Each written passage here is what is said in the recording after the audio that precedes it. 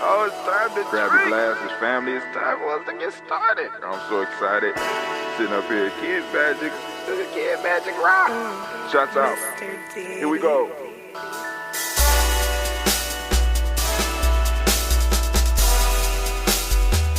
Drink your water. Come on, drink your water, but first, take your breath and drink some water. Take your breath. Take your breath and drink some water. Take your breath. Take your breath. Take your breath and drink some water. Take your breath. Drink.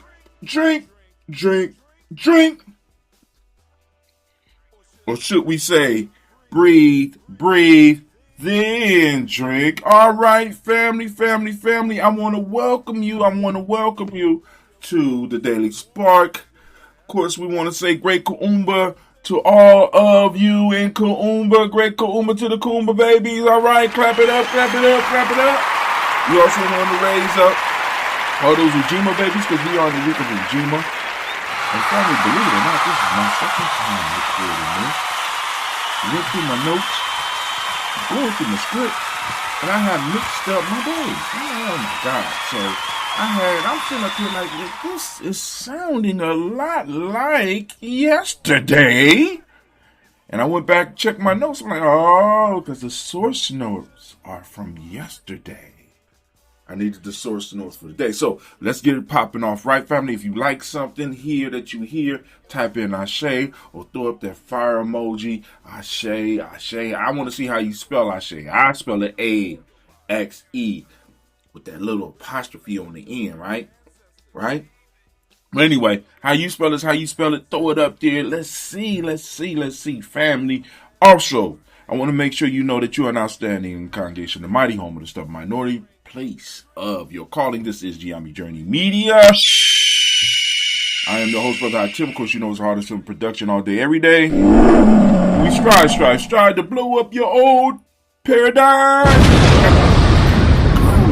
We gotta change how we see everything.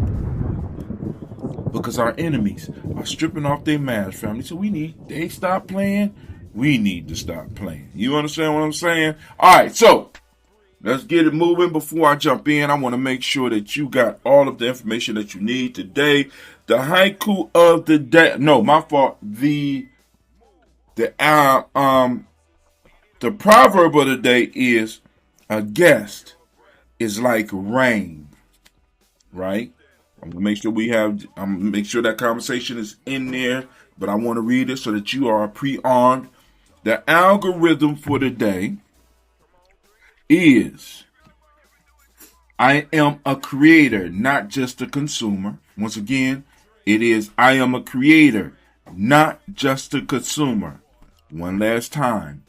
You are a creator, not just a consumer. Now, remember, all of these algorithms have a focus. The focus of the Kuumba algorithm is overcoming stagnation and the program of destruction. All right? Okay. Now let's keep it moving. So I want to make sure you get these haikus. The haikus that I came up with for the day, just in case they're littered throughout. Because all the time I can't always write all the haikus in. We got one main haiku for the day, but I want to make sure you understand some of the motivation behind the writing and the discussion. A guest is like rain, filling the cracks of dryness in each of our lives. Is that man haiku? Yes, he is. All right, but here we go. But sometimes the rain comes when it is not needed. Overflowing life. Man, take a picture. Yeah, that's right. Take a picture and put it in the definition of haiku. Take a picture. That's right, brother. I'm posing. There we go. All right. My creative spark is fueled by my rituals that take place daily. Now those are the basic inspirations for the writing. We combined it all, and here's the script. Here's the haiku of the day. Scrape the matrix clean. Drop the consumer illusion. That one ain't it. Drop the consumer illusion. I was in a hurry. So that one does not. Drop the consumer. Drop the consumer vision. Vision. Fire burns within. Drop the consumer vision. Drop the consumer mask. Drop the consumer mask. No, that's not enough. Drop the consumer lie. Nope. Drop the consumer vision. Fire burns within. All right. We're going to settle with that one. All right. That was, I know. Yeah. Gonna laugh at me. I finally fell off. After all these days of having a good haiku, I wasn't going to leave y'all out there like that. That's what happened when you write in a hurry. Guys, when we write this whole thing. Pull up a chair on the porch, family. Take a slow, deep breath. Expand your chest. And let's sit with today's medicine. Of course, we are on Kuumba today. And we are moving through the fire and the radiance of the unstoppable orange frequency of Kuumba. Give it up for Kuumba again. All right. We are also standing firmly on the ground of Kuumba as we approach the end of the week of Ujima. It is a beautiful Juneteenth weekend and a sacred time for the conscious tribe, building people to kick back, find joy, and intentionally release the heavy weight of the world. If you are new to this journey, your task today is to focus entirely on grounding yourself in Kuumba. Now, if you're a bit more advanced in the game, it's time to elevate. We need to look at how Ujima operates when viewed directly through the lens of Kuumba. All right? The ancestors have left us a sharp, uncompromising diagnostic code, an ancient algorithm run through our minds today. Let's let this ancient algorithm, it ain't really ancient, well, let's let this algorithm run through our minds. I am a creator, not just consumer. We already did that one, right? Say it with me now. I am that's right, not just that's right. Let's keep it 100. The modern matrix explicitly is designed to turn you into a passive, stagnant consumer. It wants you consuming their media, swallowing their panic, buying their products, and renting your reality. If you feel that, hit me with that ashe. Renting your reality. When you sit in front of a screen absorbing hours of negative news or mindless entertainment, you are letting their algorithms program your mind. And let me say this, family. Let me hold that spot. Come on over here, hold this spot. Let me go and color this right here. I'm going to color this spot right here blue so that I know exactly where I'm at. I was listening to a newscast yesterday where it was talking about how for years in gambling casinos, they were looking for ways to keep people gambling longer. Now, this happened back in the 80s. The same research they are now using on the internet to keep you locked into your phone. You see what I'm saying? So they have perfected the science of getting you into a zone, right? They call it the dark zone, where, because, if you're on a good positive, if you're in the zone and you're playing basketball or you're reading, you're in the zone, you fall into a zone and you start doing something.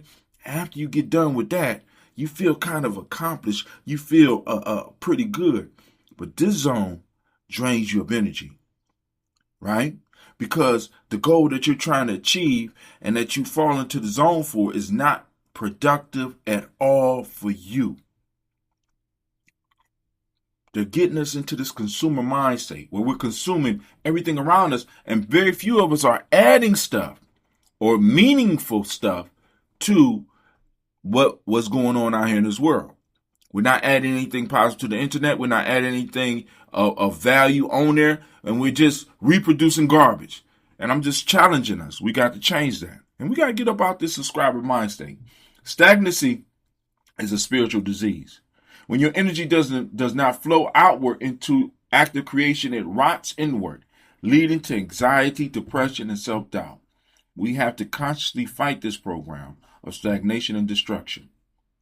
As broken down in the Player's Pyramid and the Warrior's Handbook for Life's Journey, you can get those by checking my books on my author's page, which is available. Real self-mastery is about shedding illusion and cutting the noise. A true creator isn't someone who just goes around sucking up resources and consuming content. A true creator leaves value everywhere they go. Every space you occupy, every room you step into, your goal must be to make that space better, healthier, and more vibrant than it was before you got there. To understand how cosmic energy flows into our lives, the Tetela elders of the Democratic Republic of Congo left us a profound proverb to study today. A guest is like rain. Think about this deeply without passing immediate judgment, because rain is just rain. It has no inherent moral label. It isn't coming down to curse, hurt, or hinder you. It simply falls because it's time to fall. Sometimes rain is unpredictable. It brings a temporary storm, disrupt your outdoor plans, and make the ground muddy. Sometimes it even comes when it feels like it isn't needed, creating an overblessing that overflows life and causes the riverbanks to burst. But to an agricultural village-minded people, rain is fundamentally the ultimate life giver, a vital source of renewal and nourishment that addresses the cracks of dryness in each of our lives. Y'all hear? Did you hear? If you heard it, type the hashtag. The dry, cracked earth does not complain about the rain disrupting its peace. It welcomes the rain as a sacred guest. It prepares for it, absorbs every drop, and immediately goes to work transforming that raw moisture into green leaves, sweet fruit, and life-sustaining crops. The earth is an active creator of the rain, not a passive consumer. In our traditional cultures throughout Africa, the mistreated guest was considered one of the absolute worst sins. Guests were viewed as sacred, protected blessings. When a guest arrives at your door, your cultural ritual is to immediately offer them water and bread, giving them a space to rest and bring value to your home. You don't have to be bread, but y'all get the idea, right? Even in biblical tradition, divine messengers would disguise themselves as weary guests to survey a city before its destruction to see how they will be received. You must be prepared to receive the rain even when the storm feels heavy. This truth shines brightly today on the World Refugee Day. Across the globe, millions of displaced families are moving as guests or strangers in foreign lands. The matrix media trains us to view them with judgment as a burden or a threat. I want you to think about that. I want you to think about when we look at people who are guests, who are needed guests, and we start treating them like a burden, you know what I'm saying? We got to eat a little bit less. Okay. All right.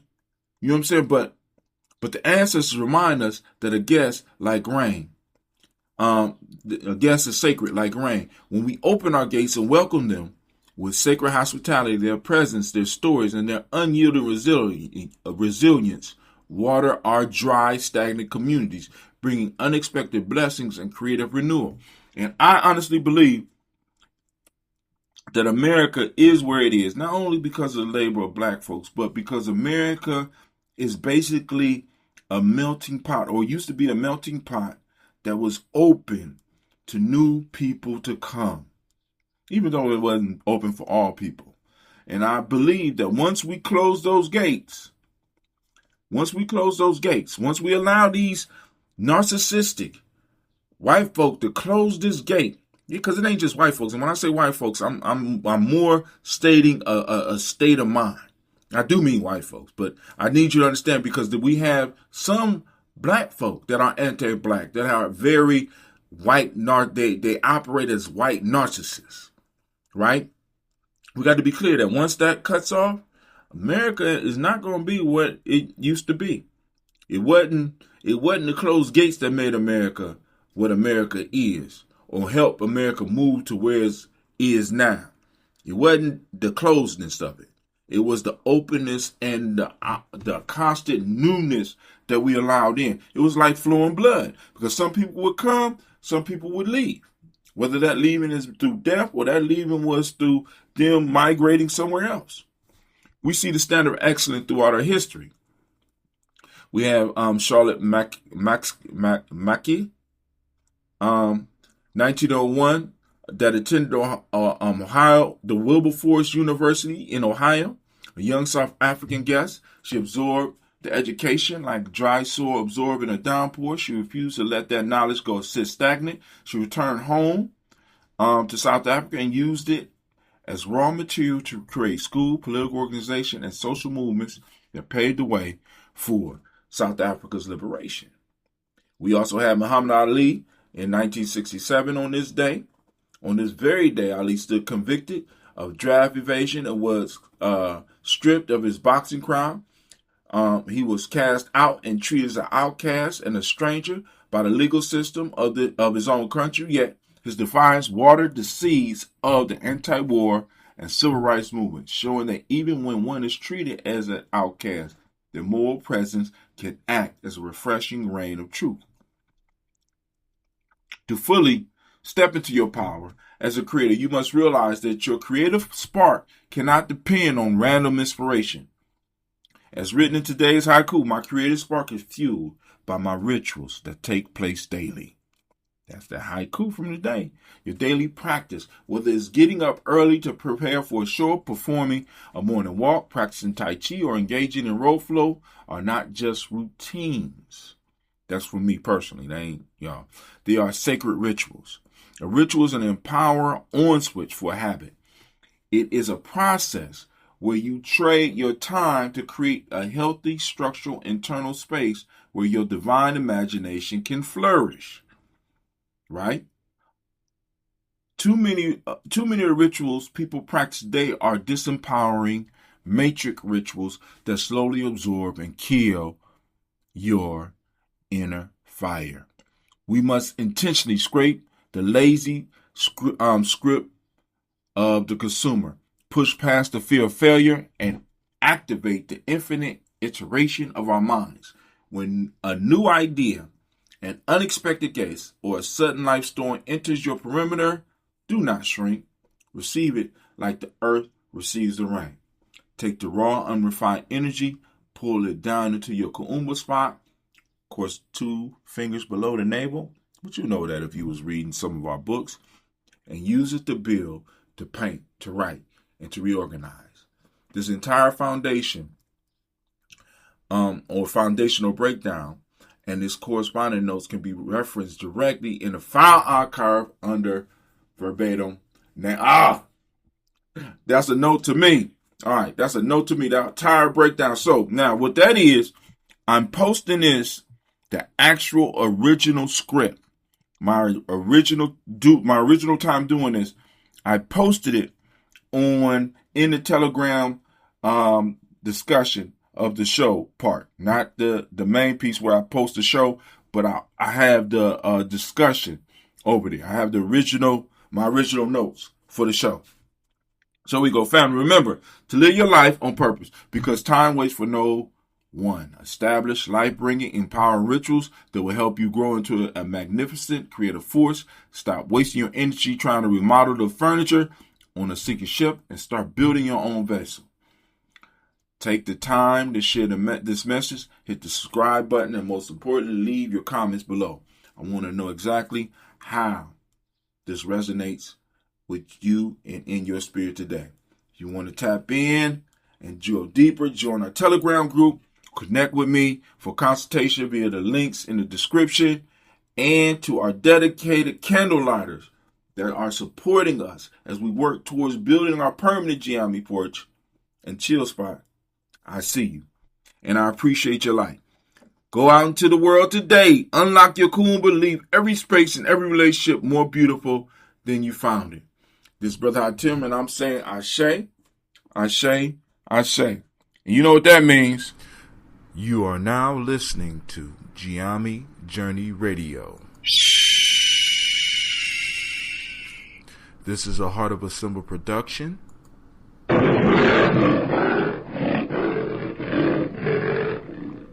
we strive to blow up your old paradigms.